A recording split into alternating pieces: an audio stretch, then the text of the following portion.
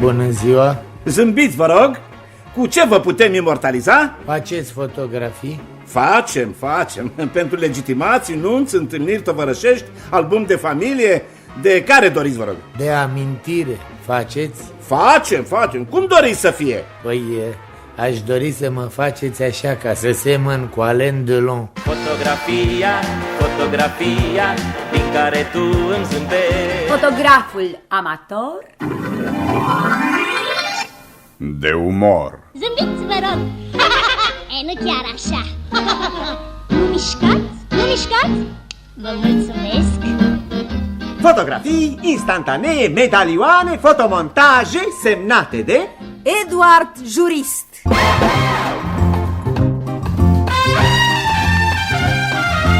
S-au fotografiat în cele mai comice situații Stella Popescu, Rodica Popescu-Bitănescu, Paula Rădulescu, împreună cu Ștefan Mihailescu Brăila, artist emerit, Horia Șerbănescu, Radu Zaharescu, Alexandru Arșinel, Mihai Malaimare, George Voicu, Petrică Lupu, Nae Lăzărescu, Mihai Stoenescu și Dem Rădulescu.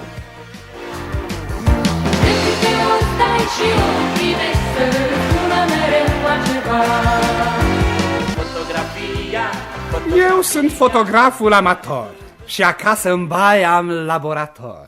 Lucrez alb, negru și color și după cum se vede și se aude și sonor. Zâmbiți, vă rog. Vă mulțumesc. Aparatul fotografic. Ce invenție minunată! Dacă n-ar fi fost el, cum am fi putut să citim revistele ilustrate? Și fără astea, nici tu dentist, nici tu frizer, dar chiar cinematograful, fără fotografie, n-ar fi fost decât o sală goală în care n-ar fi avut niciun rost să stăm pe întuneric. Mai mult decât atât, chiar video, ce e? Un aparat fotografic cu studii superioare. Da, fără fotografii viața ar fi fost mult mai săracă în imagini, ba chiar și în amintiri. Ia, uitați-vă în sertarul dumneavoastră în care păstrați acte, chitanțe și livretul militar. Nu aveți și dumneavoastră fotografia aceea, prima din viața dumneavoastră, în care semănați perfect cu Florin Piersic, că și el are una la fel pe blăniță. Și pe urmă celelalte fotografii, când ați luat premiul întâi la școala elementară. Cum n-ați luat, ați fost execvo cu Anastasiu și i-au dat lui. Da, și toate verișoarele astea, cine sunt? Aha, ați avut verișoare numai până v-ați căsătorit. Sau dumneavoastră, văd că ați găsit poza cu cele două fete gemene. Sunteți dumneavoastră cu sora, care acum e mai mare ca dumneavoastră cu 3 ani. Și aici în roche de mireasă sunteți cu George. Cu Mișu, aha, asta e cu George, da, sigur, fotografii. Dumneavoastră, văd că ați găsit-o pe aceea în care sunteți în costum de vânător. Cum numai capul e al dumneavoastră, costumul și ursul sunt ale fotografului. Și văd că în cartea asta poștală sunteți cu Sofia Loren. Aici nici capul nu e al dumneavoastră, e al lui Mastroianni. Ei, da, ăștia frumoși, le dă mâna să se tot pozeze. Eu când mi-am făcut o fotografie cu capul într-o parte, cu o privire din acelea de poet sau compozitor, o persoană cu care pe urmă m-am căsătorit mi-a spus: Păi, Fane, dragă, tu actor comic trebuia să te faci. Și m-am făcut. Zâmbiți, vă rog. Zâmbiți, vă rog, nu ca la fotograf, dar nici ca la telegraf. Zâmbim senin, risipiți orice nor și viața pare un zbor. Zâmbiți, vă rog, tuturor stelelor, un zâmbet e ca un dar, pornit din inimă, un zâmbet clar. E scântetor, place tuturor și împrăștie orice nor. Vezi câte unul tare încruntat, te întrebi ce-i s-a întâmplat. Iată atât de simplu ca să îi zâmbești și necazul îi risipești ca pe un nimic, doar zâmbind un pic. Zâmbiți, vă rog, tuturor stelelor, un zâmbet e minunat, pornit din inimă neînseminat. E scânteitor, place tuturor și împrăștie orice nor. E scânteitor, place tuturor și împrăștie orice nor.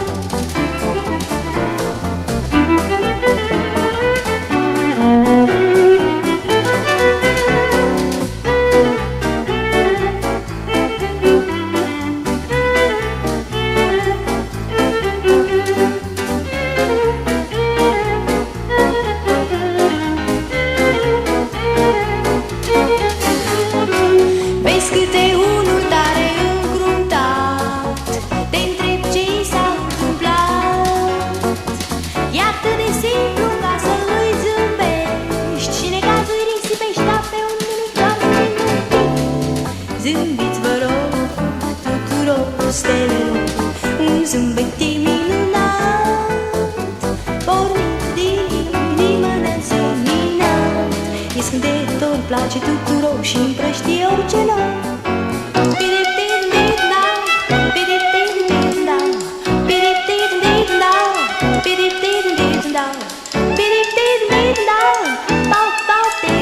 Și necazul îi risipești ca pe un nimic, doar zâmbind un pic. Zâmbiți, vă rog, tuturor stelelor, un zâmbet e minunat, pornit din inimă neînseminat. E scânteitor, place tuturor și împrăștie orice nor. E scânteitor, place tuturor și împrăștie orice nor. Le-ați auzit? Le-ați mai văzut? Fotografii a la minut. Soția mea mi-a declarat că ea nu poate fără blană și fără covor. De ce te-ai însurat cu o molie? Am o veste proastă, băieți. Ce veste? Noul șef nu bea, nu fumează și n-are voie cafea. Te-am invitat la o cafea și îndată ce-ai sorbit din ea, cofetăria mică parcă s-a schimbat. Ai văzut, meștere? Ucenicul dumitale a găsit defectul în 5 minute. Ce vreți, e tânăr, încă nu se pricepe. Ai auzit? Grigore și-a lăsat nevasta și a plecat de acasă. Și unde s-a dus? La alt televizor.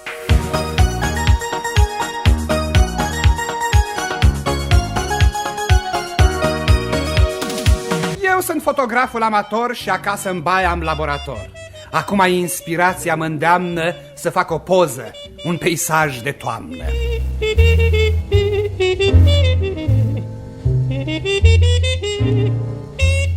Mișule, Da, mama.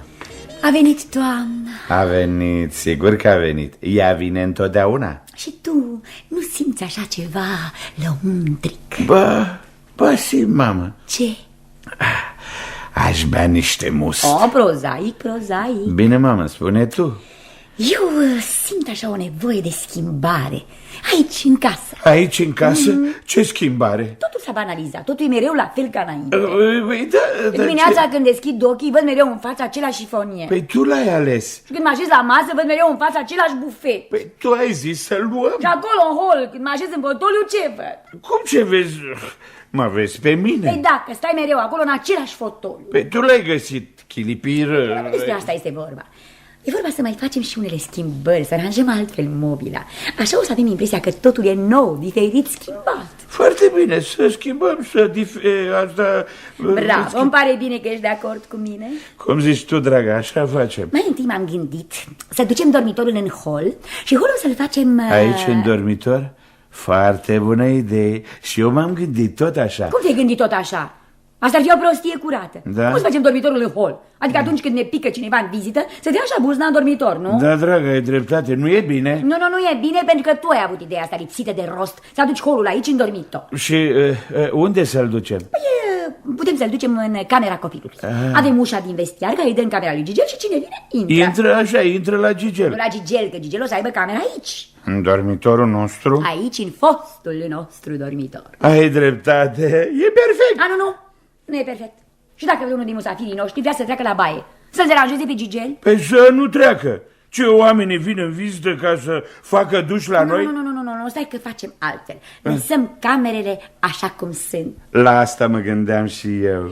Schimbăm mobila. Sigur, e o soluție excelentă. Ducem patul în hol și aducem fotolii aici. Și noi dormim în fotolii. Eu cred că nu vorbești serios. Nu, adică, de fapt, n-ai spus tu să schimbăm mobila. Da, uite, punem dulapul din fața patului aici, pe peretele din dreapta. E bine, în felul acesta eliberăm un perete pe care am putea pune un tablou frumos pe care să-l vedem dimineața când ne trezim. Ceva romantic. Ne lasă acum romantismul. Dacă punem dulapul pe peretele ăsta, înseamnă că intrăm în baie prin dulap. Și ce? Ar fi foarte original. Original poate, dar ar fi o prostie curată. Așa e, mama, ai dreptate. Și atunci ce schimbăm? Nu putem schimba nimic. Stai că știu. Dăm bani că dau fugă în oraș să iau perdele noi. Dacă schimbăm perdelele, e ca și cum am schimbat întregul decor. Da? Am văzut eu la un magazin niște perdele foarte romantice. Nu pot, mama. De ce? Nu pot să-ți dau bani, că atâta mi-a rămas la cec. 1000 neschimbată. Prozaicule, știam eu că ai să reduci totul la bani. Am aici o altă poză, stați puțin să o șterg de praf. Asta însă a fost făcută de un mare fotograf.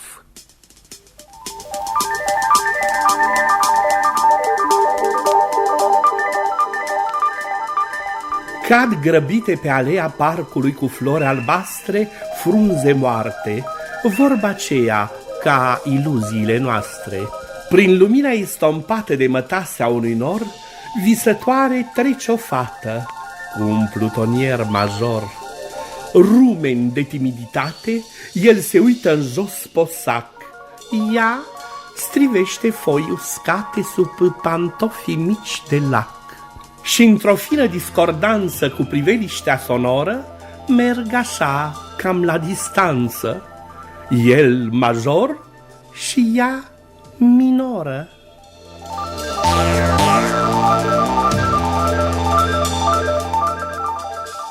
Poza este și semnată, nu prea se distinge anul, doar parafa, Topârceanu. Așa să știți. Da. Leneșul mai mult aleargă. Da? Păi și atunci de ce la fotbal antrenorul ne pune să alergăm toate cele 90 de minute?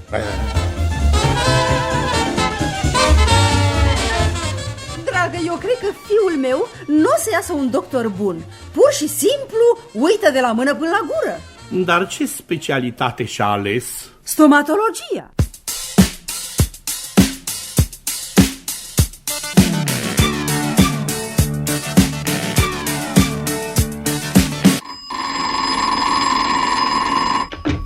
Alo, șeful? Cine? Matache, tu ești? Da, șeful. Păi ți-am zis să nu mă cauți acasă decât dacă se întâmplă ceva. S-a întâmplat, șeful. Ce s-a întâmplat? Știți că era în birou borcanul acela cu vopsea albastră? Ei, da, ce-i cu el? S-a răsturnat. E, și ce-i cu asta pentru atâta lucru? Mă sune acasă? Nu pentru asta, dar s-a răsturnat pe jos. Nu face nimic, roagă pe Maria să spele podeaua. Păi nu, s-a răsturnat pe jos, dar nu pe podea. Pe covor. Mă rog, scoate covorul. Păi l-am scos. Foarte bine, și pentru asta... Nu, șeful, nu pentru asta. Dar am scos covorul și l-am dus în pivniță. Acum nu o să-mi povestești la telefon ce ai făcut toată ziua. Nu, șef, atâta numai. Povestea cu pivnița. Ce e cu pivnița? Păi am văzut că avem în pivniță butoiele acelea cu vopsele, din care a spus că nu mai avem și de care întreabă lumea acum. Păi e ca și când nici nu le-am avea, că tu nu le-ai văzut, Matache. Ascultă ce spun.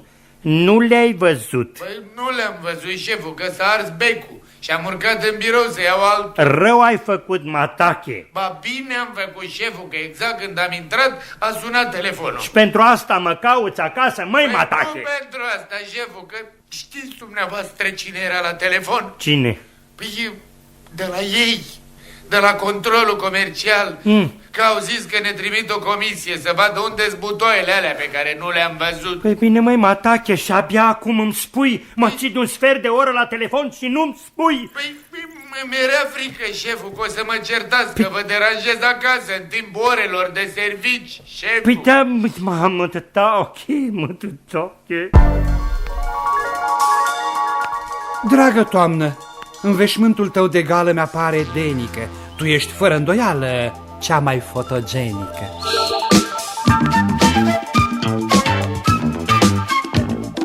Toamna cu fotografii, cu adulți și cu copii. În Poiana cea frumoasă ne-am oprit să ne jucăm.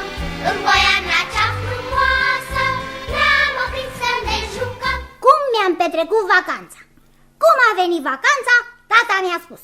Hai, du-te cu sticlele astea la centru de ambalaje, că acum ești în vacanță, hai. Da, tăticule, dar eu am dus sticle și în timpul anului școlar. Foarte bine, dar ceea ce ai făcut în timpul anului era datoria ta de școlar sârguincios, pe când acum este o activitate folositoare de vacanță. Pe urmă a venit vorba despre restul programului. Eu am spus că vreau să plec în tabără. Dar tata a spus... Nu, fiule, nu, destul nu te vedem în timpul anului. Vrem să fii în mijlocul familiei, măcar în vacanță. Mai ales că tu ai să fii acum în casă și singurul bărbat. Cum adică singurul bărbat? Păi da, pentru că eu cu mama plecăm cu mașina într-un circuit și trebuie să rămână în casă și cineva cu bunica. Noi avem perfectă încredere în tine, că acum ești băiat mare și nu o să lași pe bunica să care singură toate sacoșele săraca de la piață, așa cum trebuie să facă atunci când tu ești la școală. Și au plecat. E adevărat că n-au stat mult, numai o lună. Că tata nu suportă mai mult de 2 săptămâni marea și mama nu suportă mai mult de 2 săptămâni muntele. Când au intrat în casă, frumos bronzați și în pas sportiv, tata mi-a spus: Bravo, bravo, arăți foarte bine. Se vede că în timp ce noi am lipsit, bunica te-a răsfățat. Acum dacă ne-am întors, noi poți să faci și tu ceva folositor pentru casă. Da. Vacanța nu e numai distracție și odihnă, ci și activitate utilă. Așa că am plecat cu sticlele după apă minerală, că tata nu bea vin, că e cu mașina. Când m-am întors, mama mi-a spus: Tu ești băiat? Dar să știi că e bine ca în viață să te pricepi și la gospodărie. Uite, de exemplu, taică-tu, dacă n-a avut nimeni grijă de el când a fost mic, nu pune mâna pe nimic în casă. Acum, dacă e frumos afară, o să facem și noi puțină curățenie în casă, da? Asta îmi place. Eu o să dau cu aspiratorul? Nu, cu vâj am să dau eu. Tu, că ești bărbat, ai să lichidezi toate borcanele alea care s-au adunat sus acolo în pod. Așa că iar am început să bat drumul la centru de ambalaje. Din ce am mai rămas din vacanță, am petrecut-o foarte frumos, repetând materia la matematică și povestindu-i bunicii cum s-au terminat filmele la televizor, că bunica totdeauna doarme înainte de final.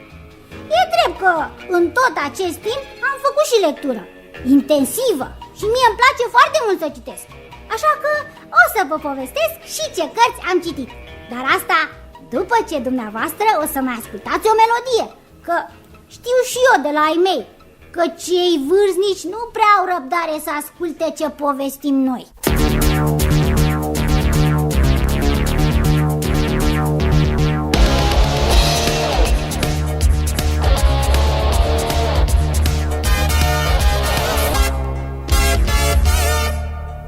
Așa, să vă povestesc ce am citit. Mai întâi am citit Robinson Crusoe, o carte foarte educativă, în care se arată cum un om rămas singur pe o insulă pustie poate să se descurce singur dacă are deprinderi, așa cum am eu, și voință. Voința mi-o călesc și eu de mic. Pe urmă am citit o altă carte care se cheamă Călărețul fără cap, în care se duce o mare luptă dintre cei buni și cei răi. Și toate încurcăturile au început exact când a apărut și personajul acela fără cap. O altă carte a fost Mizerabilii, la care am și plâns, cu toate că eu nu plâng nici la filme. Mi-a plăcut foarte mult ce om bun era fostul ognaș Jean Valjean, care făcea numai fapte bune, cu toate că era mereu urmărit de un polițist răutăcios. Când am discutat cu bunica despre carte, ea mi-a spus că Mizerabilii erau adică oamenii săraci, dar eu cred că mizerabilii erau tocmai cei bogați și hapsâni. Am găsit în casă și un roman polițist ce se numește Procesul, de un scriitor numit Kafka. Un om este bănuit de fapte grave, dar nu-i se spune ce fapte. Îi se spune că este vinovat, dar nu se spune de ce anume. De aceea este concediat și nu mai poate să se angajeze nicăieri, deși zicea că avea studii. La urmă se arată cum este judecat, dar nu se înțelege dacă scapă. Am întrebat-o pe bunica ce știe despre cartea asta. Bunica s-a uitat la ea și mi-a spus că asta este cartea cu care tata doarme în fiecare seară când zice că are insomnie.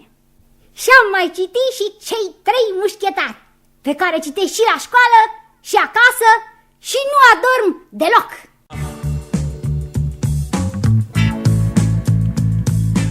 Ca cineva ceva să nu zică, urmează anunțuri și muzică.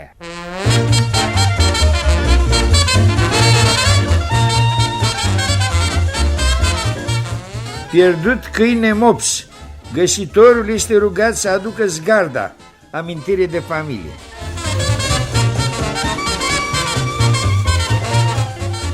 Vând romanul secolului 20, sigilat.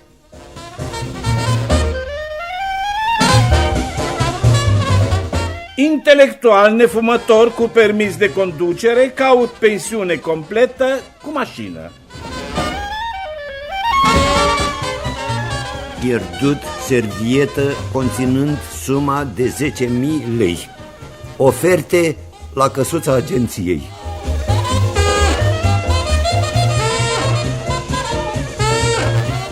Cumpăr timbre, mărci de prestigiu. Vând rochie de mireasă măsura 48, fabricată în 1987.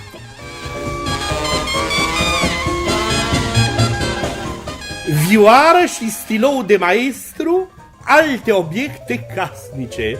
Telefon 92358.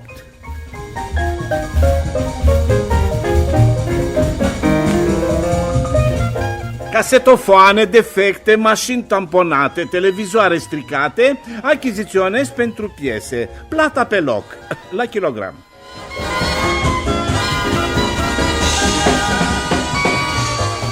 Tablouri de Rembrandt, Picasso, Grigorescu. Execută convenabil meșterul Gică. Telefon 98145.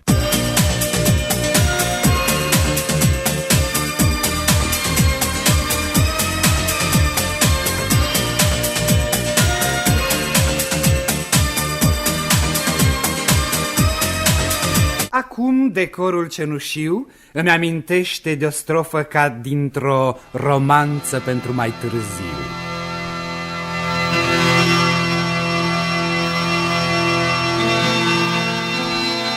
Mi-a bătut azi noapte toamna în geam, mi-a bătut cu degete de ploaie și la fel ca în fiecare an m-a rugat să o las să intre în odaie.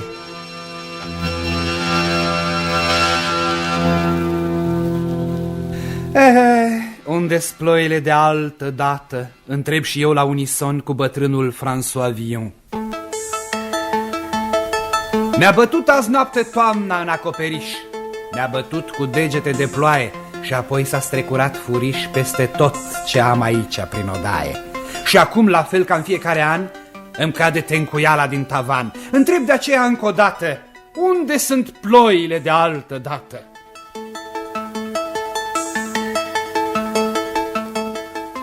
Nu se știa în timpul acela medieval, nu se știa nimica de icral. Păstrea și-n ploaia plânge amar, eu plâng de ciudă pe trotuar. S-a ofilit pe veci floarea din ghiveci. Am în picioare rădăcini, în inimă am mii de spini. E miezul nopții și văd că nu mai vin. Vai, ce păcat de mine ai uitat. Ce fotografie! Luată din profil. Cine-i personajul? Că e cam voalată. O să aflăm îndată. Are el un stil... În fiecare dimineață Aglaia vine la mine cu aceeași cerere. Să-i las bani, ba pentru una, ba pentru alta. Noroc că ea știe dinainte ce o să-i spun. Vino mâine. După aceea apar și alții solicitatori. Da. Mai întâi femeia, care îmi cere să-i aprob să meargă cu logodnicul ei George într-o excursie pe munte. E adevărat că femeia e majoră, are 18 ani și 3 luni, totuși îi cer să-mi aducă o declarație scrisă din partea lui George că își asumă răspunderea pentru buna executare a excursiei. Da. Pentru orice eventualitate, i-am spus să însoțească declarația și cu o fotografie tip legitimație. Să știu și eu cum arată George ăsta. De taxa de timbru l-am scutit. E totuși prietenul fiimii. Pe urmă apare și la micu. Are 13 ani și mereu îmi vine cu tot felul de întâmpinări. Până acum i-am făcut rost. Unde hârtiuța, da? 67 borcane de jumătate kilogram tip compot, 30 sticle de 1 litru tip apă minerală, 10 sticle tip ulei și 20 kg maculatură. Da, păi da. Cel mai ușor ne-a fost cu maculatura, că am luat-o de la birou. Deși unul din responsabilii de acolo, după ce mi-a aprobat să o iau, mi-a spus să scot câte o copie după hârtiile pe care le-am luat. Pe la 7:30 o pornesc spre servici, locuiesc aproape. Până ajung la birou, nu stau degeaba, folosesc fiecare pas pe care îl fac pentru a căuta o mai bună organizare a serviciului pe care îl conduc. Uite, îmi dau seama că scaunul acela pe care veșnic îl găsesc lângă ușă împiedică bună circulație a colaboratorilor. Tot o să aflu eu cine îl pune mereu acolo și de ce. Toată lumea se împiedică de ușa care nu se deschide cum trebuie și cum toți merg cu brațele încărcate cu mape și dosare, acestea se risipesc pe jos și se pierde o mulțime de timp cu adunatul lor.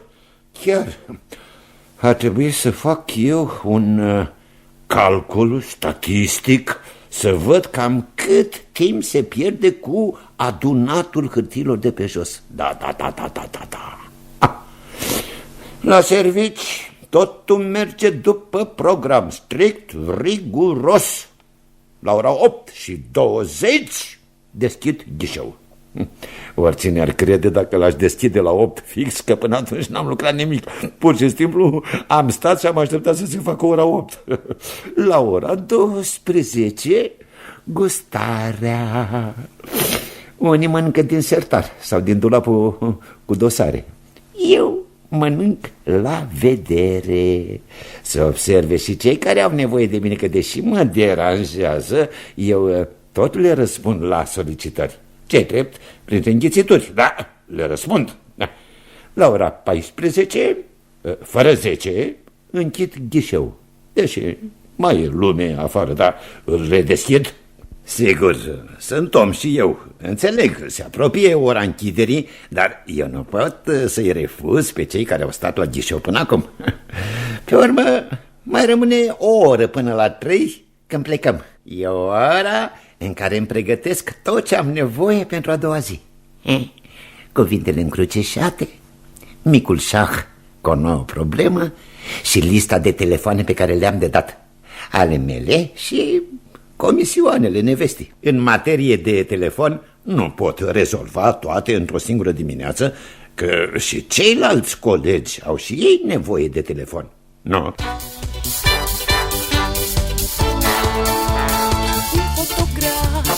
În colțul său de lume un fotograf are acolo anume un otrăjit. Prin el privește și-am tipărit identic pe hârtie zâmbetul tău.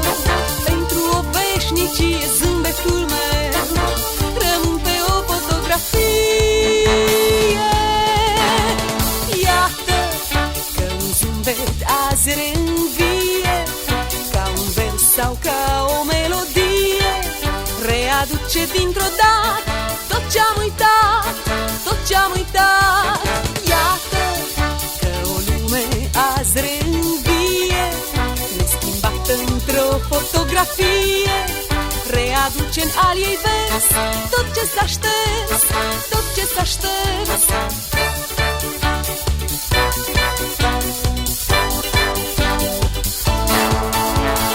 Un fotograf în colțul lui de lume, un fotograf. Zâmbiți, vă rog, ne spune ochiul vrăjit, de ne privește o clipă am tipărit. Identic pe hârtie zâmbetul tău, pentru o veșnicie zâmbetul meu. Rămân pe o fotografie. Iată că un zâmbet azi reînvie, ca un vers sau ca o melodie, readuce dintr-o dată tot ce-am uitat, tot ce-am uitat. Iată că o lume azi reînvie, neschimbată într-o fotografie, readuce în al ei vers tot ce s-a șters, tot ce s-a șters.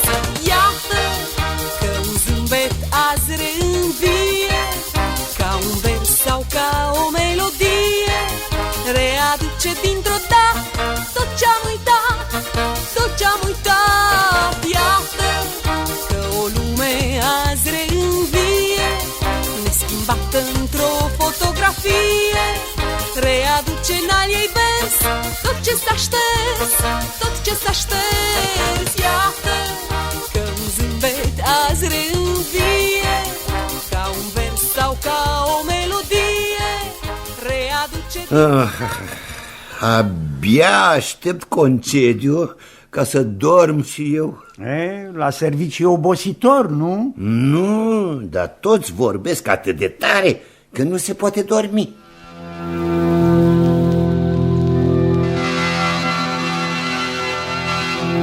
Ții minte tu, iubita mea, o noapte de argint în care mi-ai arătat pe cer o stea din Carul Mare? Deasupra noastră, un castan cu frunze pudic răsfirate pentru a servi de paravan iubirilor nevinovate, tinzând o ramură în zadar ca să ne apere de stele, fusese martor ocular la toate cele. Dar când mi-am coborât privirea, nici nu știu cum de m-am ținut cu firea să-mi vină criza când am văzut surpriza. Mașina mea, de aici de sus, s-a tot dus pe vale în jos, s-a dus...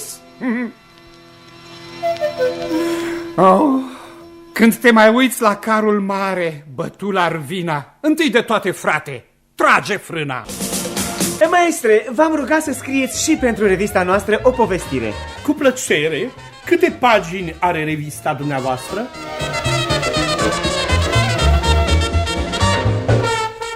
Da, ia uite la Grigore al meu. Casa acasă, masa masă, copiii la școală. Vai, și-a avut parte săracul numai de greutăți. Dar ce face? Păi mută mobila la oameni, dragă. Facem poze ori și ce format, mai lucioase sau cu luciumat. Totul e ca să se vadă bine. Facem poze în orice loc, chiar și în magazine.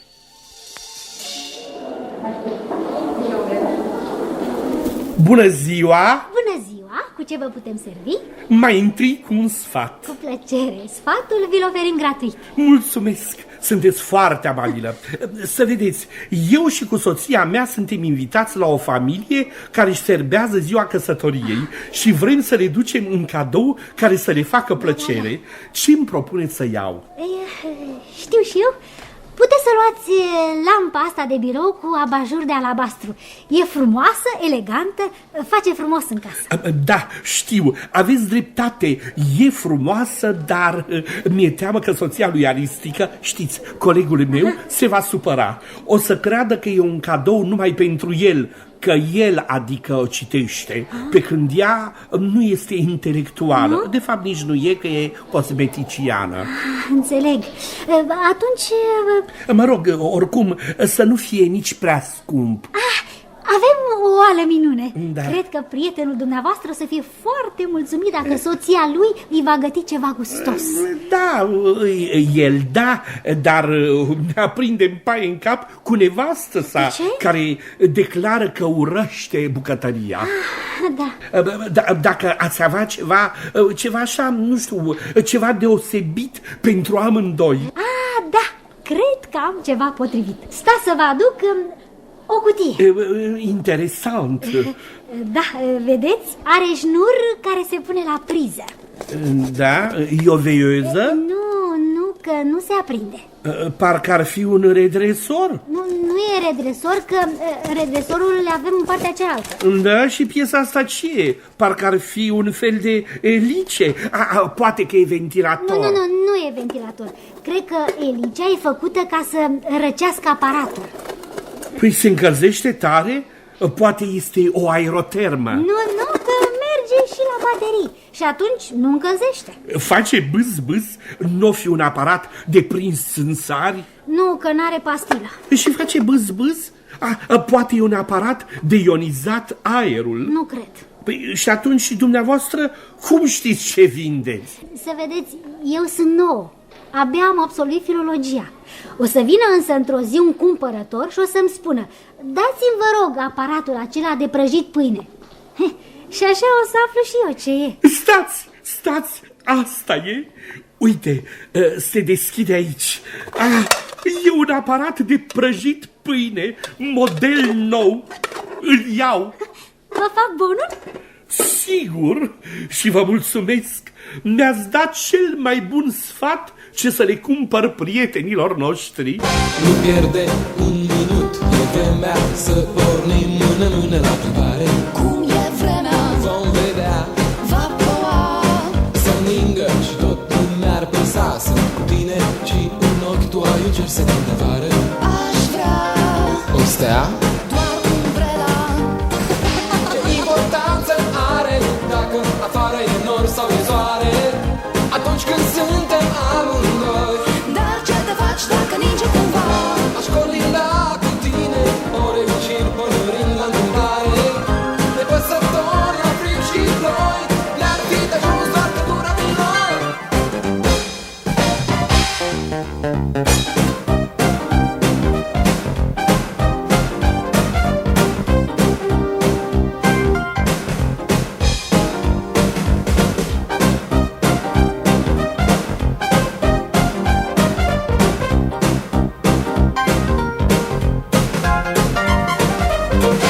Pașii mei și ai tăi alături se aștern, ritmul aștept se schimbă și se înnorează.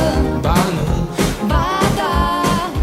cerul senin și ne dăruie plin o lumină de argint, soarele de pe voltă ne lucrează. Dar dacă plouă, nu va ploua.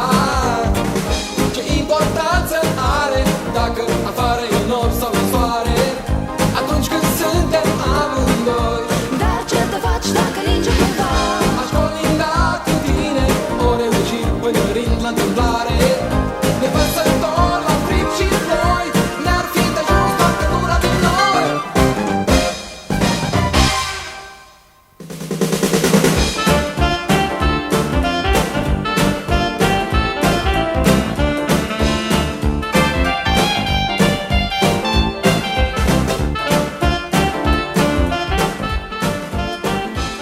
Vă rog, dacă sunteți bună, să-mi dați discul cu ultima melodie la modă. Care Eu nu mai țin minte cum se cheamă. Dar poate mi-o fredonați? Eu n-am ureche muzicală, dar pot să vă dansez. Dansul, dansul, dansul. E la modă sau nu e? E la modă sau nu e? Ce mai, trăim în secolul automatului. Da. Dimineața mă trezește ceasul electronic, la servici mă aduce mașina, aici lucrez la computer și când mă întorc acasă, nevastă mea mă întreabă dacă o iubesc. Și tu ce-ai răspuns? Te iubesc, te iubesc, te iubesc, te iubesc, te iubesc, te iubesc, te iubesc. Te iubesc, te iubesc, te iubesc. Te iubesc, te iubesc. Te iubesc, te iubesc, te iubesc. Te iubesc, te iubesc. Uneori, când fac o poză, intră în cadru câte o proză și rămâne pe clișeu doar atât, cât un panseu. Era un cap strălucitor, mai ales când își scotea părăria. Spune-mi cu cine vorbești la telefon ca să-ți spun cine ești. Drumul cel mai anevoios spre țintă este cel aflat în reparație. Banii n-aduc fericirea. Și atunci, ce rost are să alergăm după ea? Nu amâna pe mâine ce nu poți face deloc. Un corp scufundat în apă pierde o parte din greutatea sa. Dacă vreți să piardă și mai mult, se folosește și săpunul.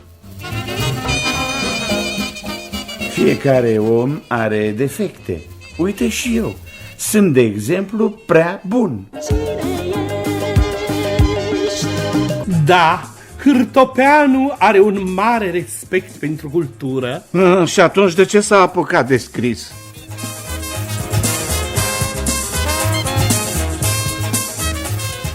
De ce îi publică șefului Făneanu orice îi aduce?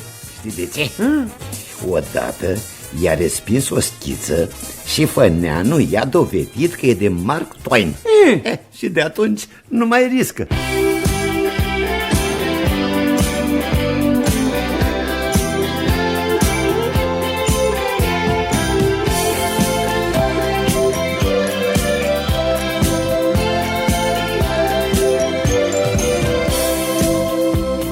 Alo?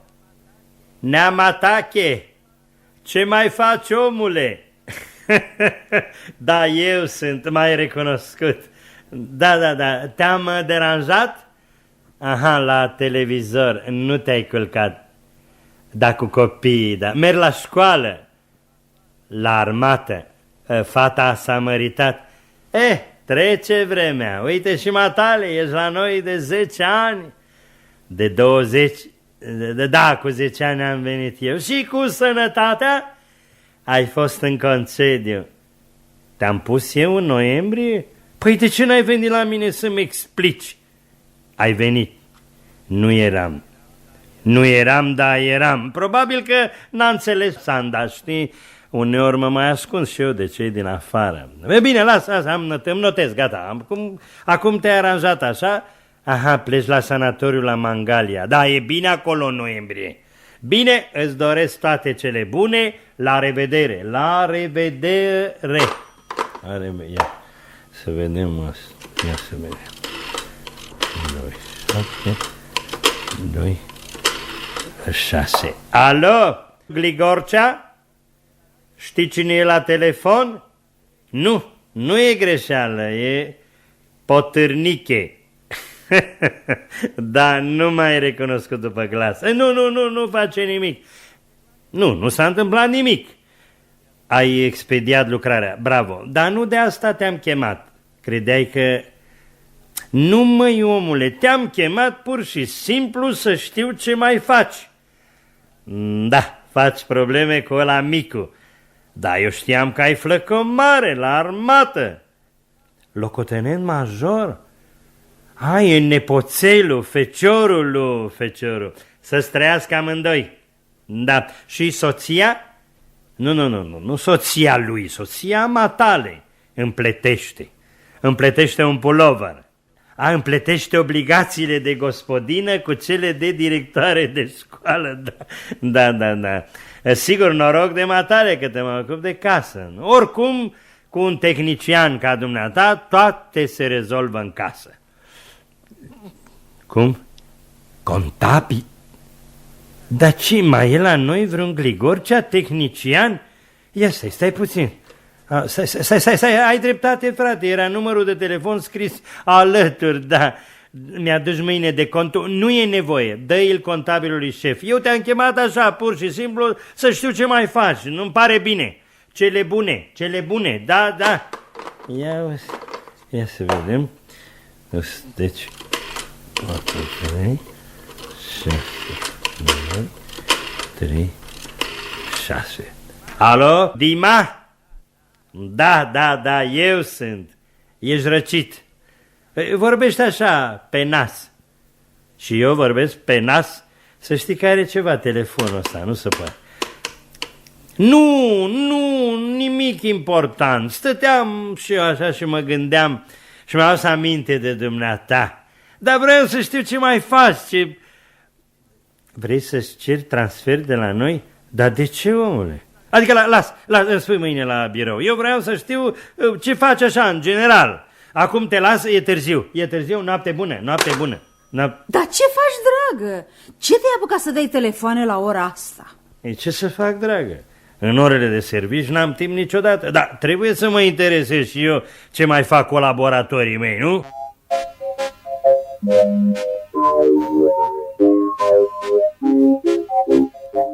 Asta întreb și eu. Ce faci, omule? Fac poze colorate într-o clipă. Fac poze minunate într-o clipă.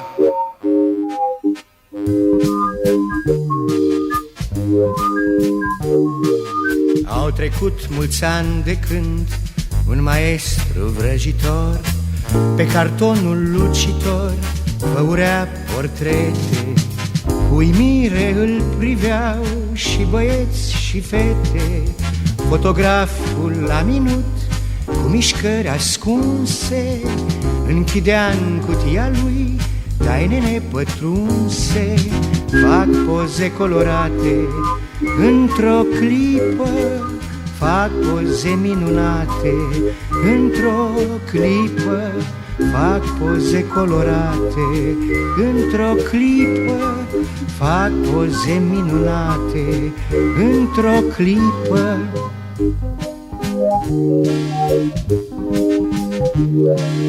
Fotograful la minut stă pe bancă în Cismigiu și oftează abătut, așteptând clienții. Mulți din ei l-au și uitat, au alte pretenții.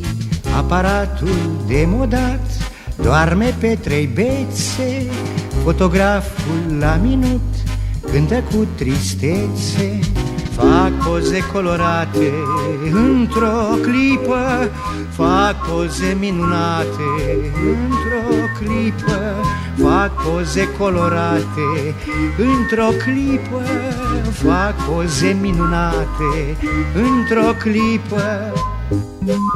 Fac poze colorate într-o clipă, fac poze minunate într-o clipă.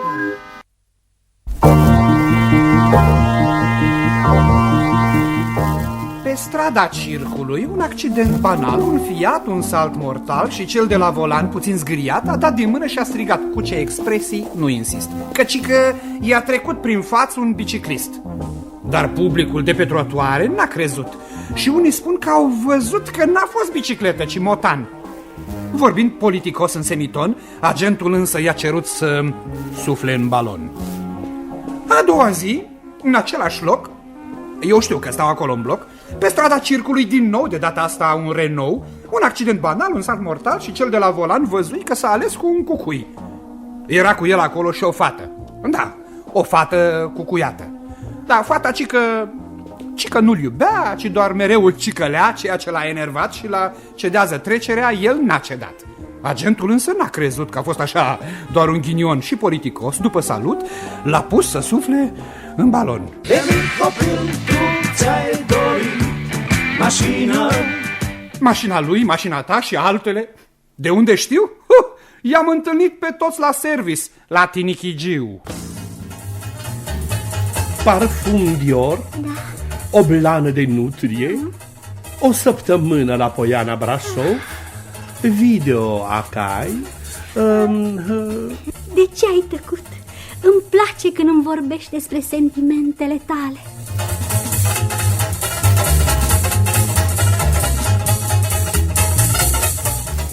Părinții tăi sunt niște egoiști. De ce, dragă? Nu înțeleg. Păi se poate. Le-am dat copilul să-l țină la ei și nu vor să ne-l aducă să-l vedem nici măcar duminica. Copiii slăbii sunt florile vii, cu ochi jucăuși, de zâne sau păpuși. Copiii sprințari, ca mâine vor fi mari, iar noi ne vom mândri cu ai noștri dragi copii. Dumneavoastră sunteți meșterul Ispas? Nu vă supărați. Momentul. Da, cu ce problemă? Meștere, am și eu un necaz. Parcă cine nu are? Adică vreau să spun cu mașina. Înțeleg, că la mine vine toată lumea cu mașina. Da. Ce are? Păi știu eu, nu merge. Cum nu știți? Păi nu e mașina voastră, ce nu-i merge? Lumina, motorul, bateria? Eu cred că... Nu ce credeți voastră? Ați venit cu mașina? Da, cu mașina. Păi ziceați că nu merge. Păi da, am împins-o. Aha, stați aproape. Nu, am împins-o până a pornit. Vedeți, înseamnă că ați găsit o soluție să o porniți. Da, asta nu e o soluție, poate vă uitați dumneavoastră la ea. Ce marcă e? Dacia 1300. Atunci știu cum arată. Da, trebuie să vă uitați la motor, la baterie, la starter, la Bendix, la... Văd că vă pricepeți. Da. Cred că nici nu aveți nevoie de ajutorul meu. Vai de mine, da. Mi s-a spus că pentru orice problemă să-l caut pe meșterul Ispas. Mă rog. Să știți că eu sunt om de înțeles și dacă o să fiu mulțumit... Păi o să fiți, sigur că o să fiți. Sunteți trecut pe listă? Ce listă? Adică dumneavoastră credeți că nu e nimeni înaintea dumneavoastră? Nu, n-am știut. Bine, mă trec pe listă. Și pe urmă? Pe urmă faceți o hârtie. Ce hârtie? Formidabil, nici asta nu știți. Nu. Era cazul că veniți la mine să fiți informat. Vă treceți pe hârtie datele. Datele mele? Cum datele dumneavoastră? Ce? Pe dumneavoastră vă repar. Ale mașinii? Așa, sigur. Scrieți acolo câți kilometri aveți, ce consum de benzină, dacă ați schimbat pivoții și când. Toate astea? Da, și mai treceți acolo la cine ați mai lucrat înainte. Bine, dar e pentru prima oară. Sigur, știam că o să spuneți asta. Dar nu e vina mea că veniți așa nepregătit. Și ce mai trebuie? Mai trebuie să aduceți ceva piese de rezervă. Ce piese adică de rezervă? Mai întrebați dumneavoastră pe alții care au avut situații asemănătoare. Doar nu să stau toată dimineața cu dumneata de vorbă, că mai aveți și treabă, nu? Și când mai pot să mai... Nu știu. Mâine sunt toată ziua în ședință, adică poi mâine sunt pe teren, da? Încercați săptămâna viitoare. Bine, da, asta e nemaipomenit. Să fiu purtat pe drumuri pentru o problemă pe care poate o puteți rezolva în 5 minute și toată hârțogăra aia asta. Păi dar n-am auzit în viața mea că trebuie să fac în scris și câte și mai câte. Asta nu mai e service, asta e formalism, asta e birocrație, lipsă de respect față de om și de timpul lui. Da, vă înțeleg. Da, sigur. Uite, exact așa spuneam și eu. Da, dumneavoastră, când... Uite, chiar săptămâna trecută, când am fost la dumneavoastră la Circa Financiară și v-am rugat să-mi eliberați o adeverință care îmi trebuia pentru feciorul meu la facultate. Mie? Da, chiar dumneavoastră, inspector Haralan. Și acum, care e situația? Adică... Care e situația? Da. Suntem chit. Mie mi-a dat adeverința pe loc o colegă de-a dumneavoastră și dumneavoastră puteți pleca liniștit cu mașina. Păi dar cum să plec? Da, că în timp ce vorbeam cu dumneavoastră, ucenicul meu v-a și curățat bujiile și puteți pleca. E totul în regulă. Serios? Și ce vă datorez? Nimic. Numai puțin respect când voi mai veni în biroul dumneavoastră.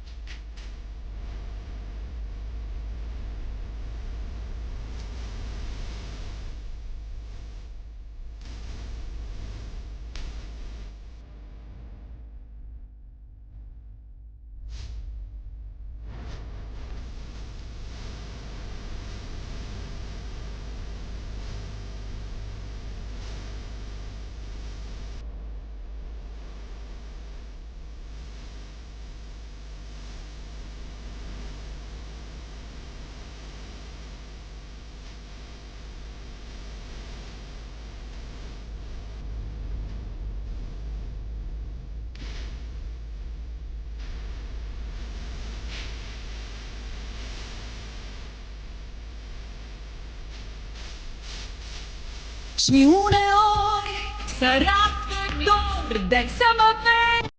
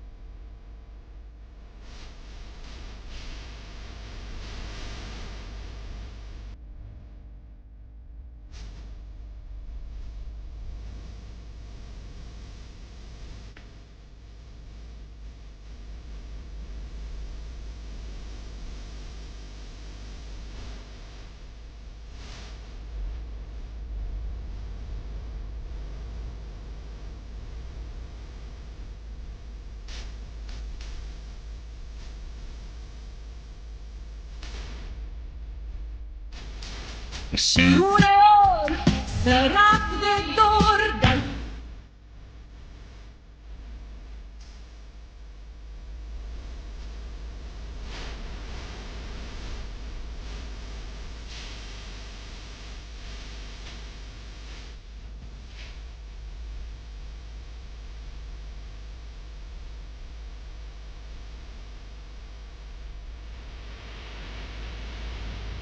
Un zâmbet și o melodie și iară o fotografie. Sonoră, firește. Colega, fii bun și citește. Gânduri fotografiate. Anume pentru dumneavoastră developate.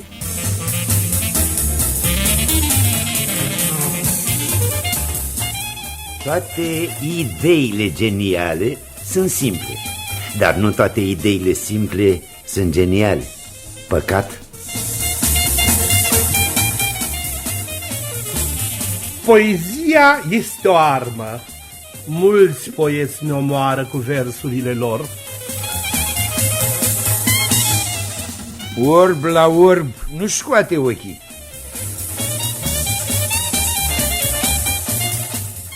Uneori nu vedem pădurea din cauza copacilor. Alteori vedem pădurea, dar copacii au fost de mult tăiați. Ignoră-mă, dar nu-mi refuza dragostea. Ce este discreția? Nici prin cap nu mi-a trecut să mă interesez de problema asta. Actorul este un om cu ajutorul căruia cunoaștem un om pe care nu-l cunoaștem. Și un om perfect poate avea mici lipsuri.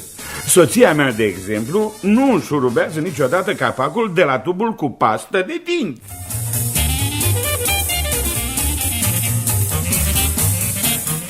Fiecare om poate inventa ceva. Unul roata, altul o minciună.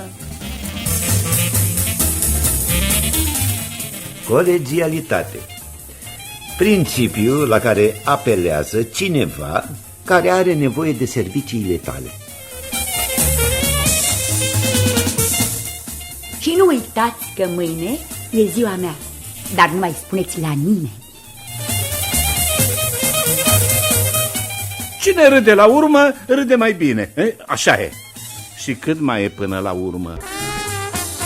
Atențiune, câine rău! Mușcă o dată pentru familia Ionescu, de 2 ori pentru familia Stamate și de 3 ori pentru nea Filimon, de la mansardă.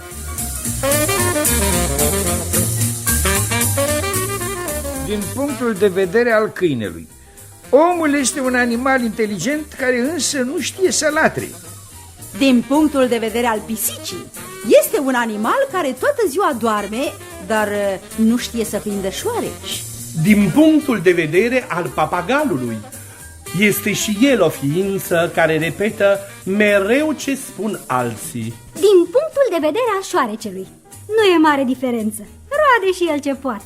Din punctul de vedere al peștelui din acvariu, omul este și el o vietate care se învârte încolo și încoace, dar nu știe să tacă. Hai să învățăm cum să dansăm bătrânul Charleston. Un Charleston, un Charleston. În pas cu noi, cu amândoi, va fi și inima. Și dragostea ne va fi stea când vom dansa. Bunicii mei dansau și ei pe atunci un Charleston. Un Charleston, un Charleston.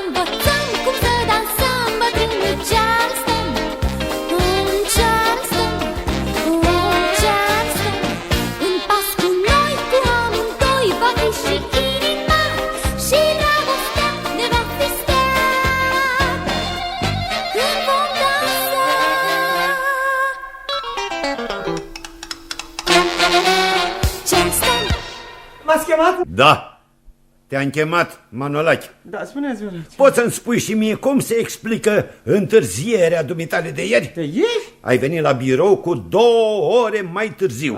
Da. Da, S-aud. Nu, stați să vedeți. M-a rugat șeful nostru de secție să-i rezolv problema cu fetița lui, cu... Ce problemă? Păi soția mea, știți, este educatoare la o grădiniță și șef... Da, mă rog, pentru fetița... Păi sigur, pentru fetițe. Patraule, da. Am fost să o înscriu la grădiniță. Da, mă rog. Da. Și alaltăieri? Ce? Alaltăieri ce? Alaltăieri, ai plecat la ora 12. Alaltăieri? Da, uite, scrie aici. Stai, o clipă, stați, ce a fost alaltăieri? Luni! Luni, exact, da. Luni am fost la cooperativa Metoară Casnică. Așa, la cooperativă, să zic. Pentru Matei, de la serviciu personal, să știți, avea urgentă nevoie de un lăcătuș, că știți, i s-a rupt cheia în broască și nu putea să intre în casă. Și atunci omul... Matei. Da. De la serviciu personal. Păi da. Adică soția de Matei și m-a rugat în sfârșit, știți, cu cheia că mă rog, și săptămâna trecută. Vină cu uite, scrie aici pe biletul ăsta că ai lipsit 3 ore. 3 ore? 3 ore. Stau o clipă, vă. Când? Anume, când săptămâna trecută? Dar ce-i fi vrut să spun exact și data, nu? Ar fi bine? Vină încoace. Uite, vă rog. Așa, păi era în data de 11. Ce puțin? 3 ore? 3 ore. De 11. 3 ore. Un moment, o dată de 11. Unde? Da. Cumnatul meu este responsabil de raion la magazinul universal Ursulețul și a adus covoare. Covoare, da. Tu te-ai dus în orele de servici să-ți iei covor. Nu. În orele de muncă. Nu pentru mine. Dar pentru cine? Pentru Cavafu. Păi, mi-a spus într-o zi că el nu cunoaște pe nimeni la Ursulețul și dacă n-aș putea... Pentru Cavafu? Păi, vedeți, pentru dumnealui? Păi dacă ați vedea ce covor frumos și-a luat la Ursulețul. Lasă-mă, ursul, asta, lasă covoră. Și în ziua de 9... Stați, tot Da, 9, cu 2 zile înainte de 11. Nu spuneți, unde știu, m-a chemat Potroacă de la autodotare. Și te-a rugat ca să... Ce te-a mai rugat? Păi stați puțin, nu pentru el. Potroacă ăsta. Nu pentru el. Dar pentru cine? Ci pentru Ieremia. Cel care răspunde de unitatea noastră. Da, el. Avea niște probleme cu aprinderea. Asta, cu mașina. Stai așa, ce? Tu te pricepi la motoare de mașină? Nu eu. Fratele meu e inginer mecanic și lucrează la autoservice. Știți, acolo e inginer mecanic, e mare, e bun. Fratele tău? Da, fratele meu este inginer acolo. Da, un moment. M-ați chemat? Lucreția, fii amabilă și adă 2 cafele. Da, imediat. Dar stai jos, frate Manolache. Stai jos, drăguțule. Interesant, mă. Ia te uite, mă, n-am știut eu că tu ai un frate mai mic. Poate cum se n-am? Am? Inginer, zici? Inginer. Și la ce e el? Inginer? La autoservice. Da, mulțumesc, Lucreția. Lăsați-l aici. Poți să te duci, mulțumesc. Asta pentru mine, auzi? Da? Măi, Manolicuță, auzi tu, ce vreau să spun, am și eu o problemă la puntea din față, mă, nu știu ce zgomote se aud acolo și mă fac niște nervi. Da, am văzut eu că de la o vreme sunteți cam nervos. Da, cam nervos, dar nu e nicio problemă. Lăsați, că vedem noi ce-i cu puntea aia, vedem și gata, rezolvăm noi. Ai putea tu să mergi cu mașina mea să vadă fratele dumitale Caribaiu? Da, bineînțeles. Mâine după ora 12. După 12. Are un zgomot acolo. Lăsați că îți dau eu cheile. Cheile de la mașină și pe la ce oră vii? Păi, cred că pe la 9. Da, pe la 9 vin. Știți, mă duc întâi să văd dacă mâine e fratele meu la service. Păi da, normal, dar bine, măi, eu te aștept. Bine. Stai nițel, unde pleci, omule? Beați cafeluța, mă. Mulțumesc, sigur. Ca să vezi ce interesant. Un frate mai mic, inginer la autoservice. Foarte interesant, bravo.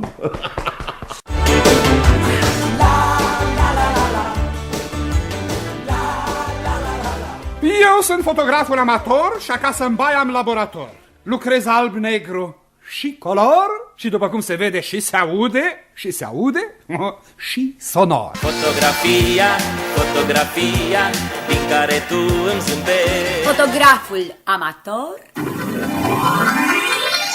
De umor. Zâmbiți, vă rog! Nu chiar așa! Nu mișcați? Vă mulțumesc! Fotografii instantanee, medalioane, fotomontaje semnate de Eduard Jurist.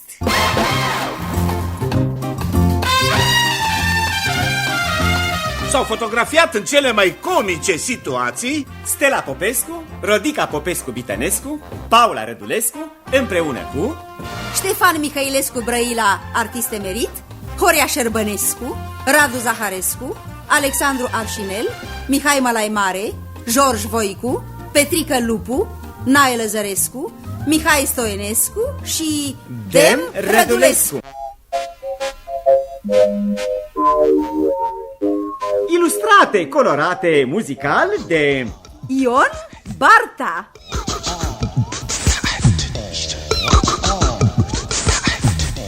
retușul tehnico-melodic Romeo Chelaru. Toate fotografiile s-au executat în regia artistică semnată de Manole Pavel Dan.